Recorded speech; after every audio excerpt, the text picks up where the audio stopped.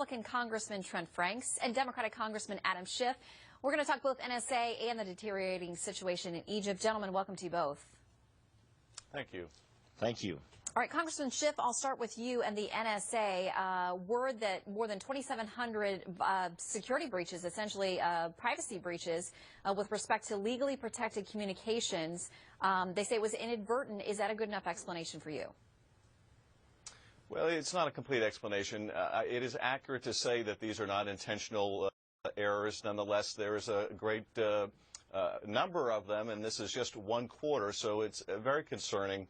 And I think there are a number of forms that we ought to bring about. You mentioned at the top of the segment the metadata program. And I think with all of our programs in the intelligence area, we have to ask three questions. Is it constitutional? Is it effective? And is it structured in a way to minimize any intrusion on our privacy?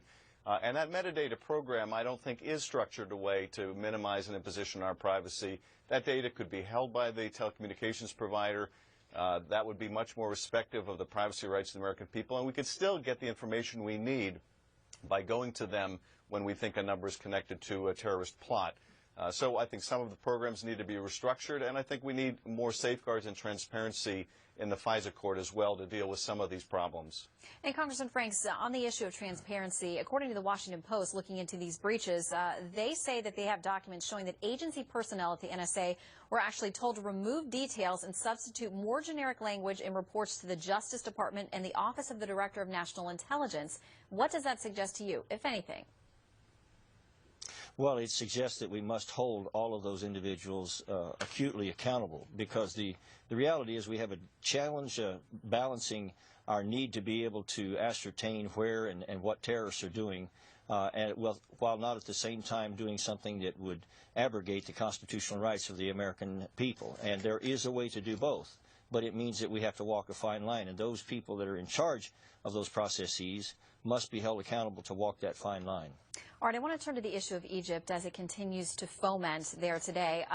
There's been a lot of discussion about aid for Egypt, whether we turn this a coup or not, whether we take U.S. aid out of Egypt to the tune of $1.3 billion a year.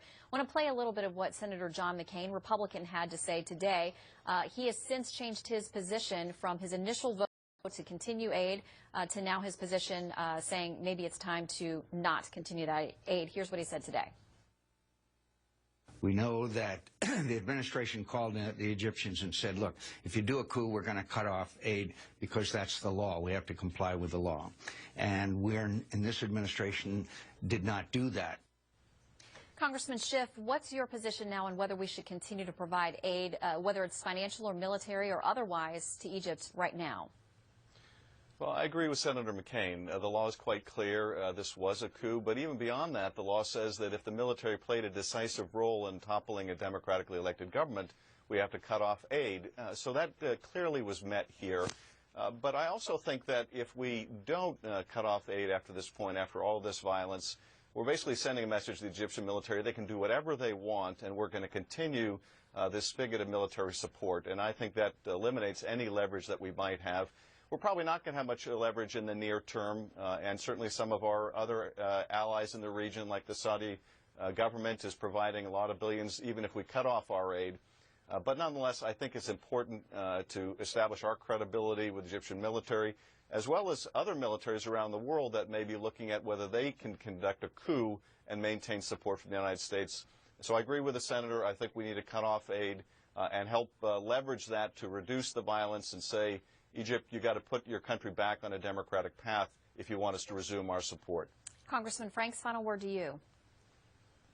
Well, I just would ask, where was the administration when they should have been asking these questions weeks and months and even several months ago when the Morsi regime was abrogating the constitutional rights of its citizens? That's when we had the leverage. That's when we had the challenge to do something about it. The sad part about it is this administration's policies, whether foreign or domestic, have a way of disproportionately and falling heavy on victims. And this administration has been silent to the victims of the Muslim Brotherhood that is using these tragic days to use as an excuse to attack churches, to attack people on their based on their faith, to burn Coptic churches, to even go after orphanages and schools.